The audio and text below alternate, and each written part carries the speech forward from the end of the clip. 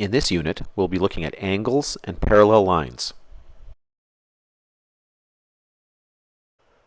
This lesson is about all the relationships between the angles formed by parallel lines in a transversal. Okay, everybody. In this video here, we're going to wrap up this particular unit, and we're going to take a look at parallel lines. Now, we've just been in the last few lessons here been talking about the properties of parallel lines and transversals. Now we're going to kind of sum things up and take a look at some examples where kind of everything is taken into account here. So the angle relationships from the previous lessons have the special properties that when there is a transversal crossing parallel lines, and we use the symbol, these two little lines kind of off at an angle like that, to refer to parallel lines. In the lesson 4 that we looked through, we were looking at angles, pairs of angles that are equal to each other.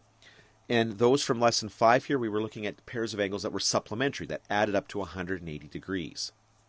So the angles that were equal, the pairs were corresponding angles, which made that F shape, alternate interior, made the Z shape, alternate exterior, okay, which were the farthest away that they could get from each other, either side of the transversal, outside the parallel lines, and then vertically opposite, and they're the ones that form the X shape, okay?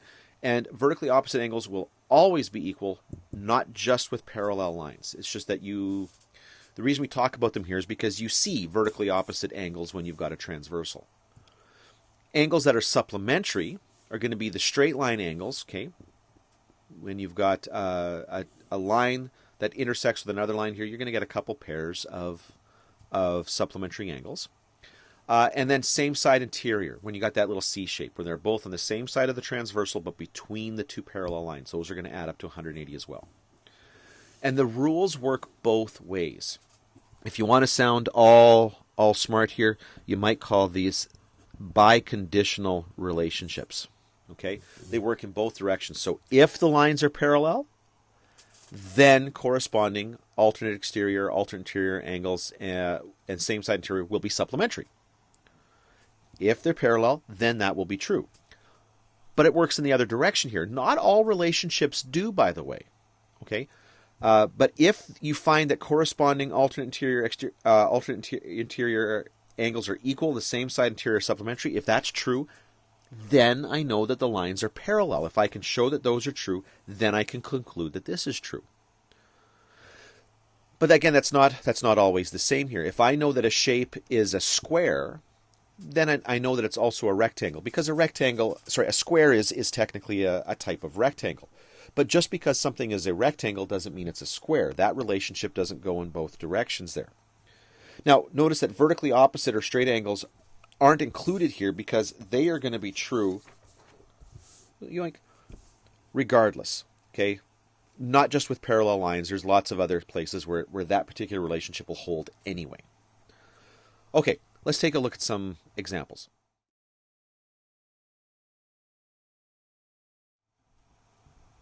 Okay, let's take a look at some examples here. Now, and I like these questions. I've always enjoyed these questions. These are with the kind of the people that I work with here, we call these angle chases.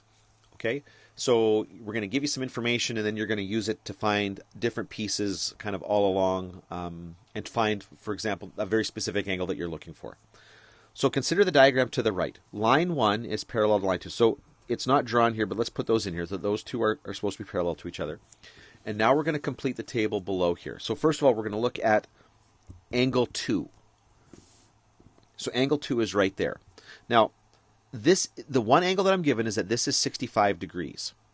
So when I look at this 65 degrees that I know, and I look at the number 2, the angle 2 that I'm looking for, notice that they're both below the parallel line and to the left of the transversal. So they are corresponding, which means they're going to be the same measure, which means angle 2 is going to be 65 degrees. Okay, so I know that angle 2 is 65 degrees. Now angle 8. Okay, angle 8. Well, this is an easy one to see here because I see that these two lines form the 65 degrees, but they also form the 8 on the other side. So this is going to be vertically opposite to the 65 degrees, which means that it is also 65 degrees. Okay, what else are we looking for here? Angle 4. Okay, let's take a look at angle 4. Where's angle 4? Okay, angle 4 is way over here. Okay, so it is on the other side of the transversal, but it is also on the outside of the parallel lines. So this is our alternate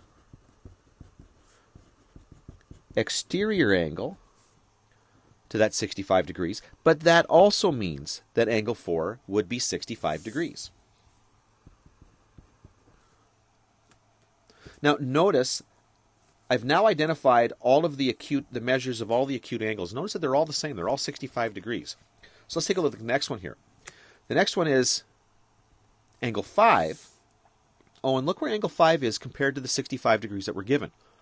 Okay, it's just next to it along that, around that vertex here, okay, with the 4 angles here. 65 degrees and angle 5, they form a straight line. Okay, this is a straight line. These are straight line angles, which means that in order for me to figure out what angle 5 is, I got to figure out what the supplement to 65 is. So 180 minus 65, because I know those two angles are going to form 180 degrees here. They are forming a straight line. And I get angle 5 is 115 degrees. So right here, 115 degrees. And that makes sense because the transversal is a straight line, so this angle plus this one must be that 180 degrees. Angle 3. Okay.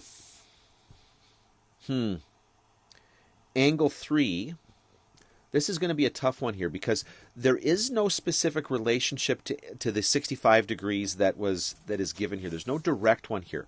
So we're looking for angle relationship with 65 degrees here. And just note that more than one is needed and more than one way to determine it. So there are a few different ways we can do this. One way that we might do this, though, is we know that 5 and 3 are both in between the two parallel lines, but they're on either side, okay, of the transversal. So they are alternate interior to each other. So I know that angle 3 and angle 5 will be the same. So this is going to be 115 degrees. So I know that angle 3 is alternate, interior. That looks like ultimate. Okay. Alternate interior to angle 5, which is a straight line angle to the 65 degrees. So there you go. Now it turns out, if I was to look for angle 7, I should write this up here. This is 115 degrees. If I was to look for angle 1 and angle 7, I would find that those are also 115 degrees. Okay. Now, list all the missing angles for the diagram to the right. Okay, so here we go. 154 degrees. Angle 2 would be 154 degrees because they are vertically opposite to each other. Now, 5 and 154 are corresponding angles, so they are going to be the same. Okay. 6 is vertically opposite to 5, so it's going to be the same. Angle 6 is going to be 154 degrees. And so I know each one of those obtuse angles there. Now, for me to get angle 1, I can see right here, because angle 1 and the 154 both form that straight line, okay, one of the parallel lines here. I am looking for the angle that is supplementary to 180, and that's going to be 26. So I know that angle 1 is going to be 26 degrees, and as soon as I know that that angle is 26, I know that angle 3 is also going to be 26 because they're vertically opposite. Okay? Okay, I know that angle 4 is going to correspond to angle 1, so I know that angle 4 is 26 degrees. Okay? I know that angle 7 corresponds to angle 3, so it's going to be 26 degrees.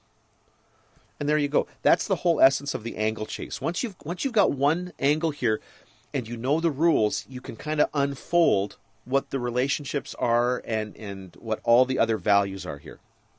So now just one more question here. Which of the following show parallel lines crossed by a transversal? So in this case here, I'm not specifically stating whether the lines are parallel or not. What we're going to do is we're going to see if there's a good reason to assume that they are parallel. So for example, look at this one right here. It looks like these two lines here could be parallel to each other. The 72 here and the 72 here, if this is the transversal, they're on either side and inside the parallel line. So because they're equal, alternate int angles are equal, therefore these are parallel. And so I can conclude that those two lines should be parallel. Now over here with this one, the two angles that I'm given are the same side of the transversal and they're in between the two parallel lines. They should be supplementary. So if I go 86 plus 93, that should add up to 180. And it doesn't. 86 plus 93 degrees is 179 degrees. This is not parallel because the same side interior angles are not supplementary. Oops, I just about ran out of room there. So two more really quick. Okay, so this one's a little bit more complicated here. Here's 127 degrees. Okay, I'm trying to check to see if these two lines here are parallel to each other, and there's my transversal. Now, the nice thing is, it's 127 degrees. I know that this angle here has to be 127 degrees. Has to be. Because they're vertically opposite, and vertically opposite angles are always going to work regardless of whether they are parallel lines or not. Now, just like the previous question, now I've got two same side interior angles. Those should be supplementary, and they are. So because same side interior angles are supplementary because they add up to 180, therefore these are parallel. I can draw the little arrows there. And now this last one is actually a little bit more straightforward than the previous two, because if you take a look at these two angles that I'm given, they're both 61. Now that's already a good sign there because I'm seeing the same angle twice there. Now I just got to make sure that they're in a correct position here. They are on alternate sides of the transversal and they're opposite. They're outside. So these are alternate exterior angles.